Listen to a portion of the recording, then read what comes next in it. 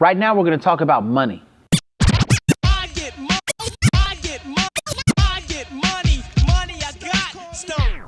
First of all, stop pretending you don't need it and stop believing it's the greatest evil. Your own integrity determines what's going to happen with your money. That's the end result. If you're a just person, good things will happen with your money and the karmic ripple effect will happen and come back, whatever. If you're mean or you try to be a power player, you try to crush people with your money, you try to control people with your dollars, right? Then you're going to die alone and no one's going to care. It's just true. I know a lot of people who are fixing to die alone, unfortunately. Don't let it be you. My point is this. I've been around a lot of people, very famous rappers, all right? I was one of the first people to write about Eazy-E. Tupac was my homie. We kicked it. Had a lot of fun being super silly, you know? I met a lot of chess players who are great. I met a lot of fighters who were great. I met a lot of rich people, really rich people. And after hanging out with them and seeing them and kicking it with them, I've come to the conclusion that for sure, money does not make you happy.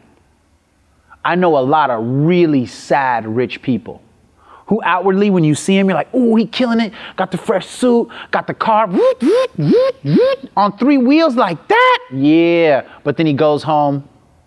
Womp, womp. No love in that house, bruh. The ladies ain't checking for him for real.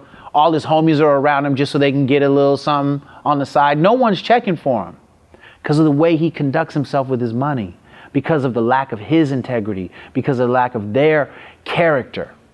I know a lot of females in the same position. Here's my point. If you really do what really makes you happy, you will find the money, and then the money will come and you'll be okay. In 2007, I took major money hits. Right when I started HHCF, major money hits. But doing this made me happy. Not just doing the research, but sharing it, watching kids grow, watching young adults grow, watching entrepreneurs say, hey, that works for me. I liked that. I didn't have a business model. There was no business model for putting together hip hop, chess, and jiu-jitsu. It wasn't out there. But by never stopping, little by little, it got better. And by never stopping, little by little, money came in. And sometimes it's still a struggle, but it's getting easier. The struggle is becoming lighter because I won't quit, because I love what I do.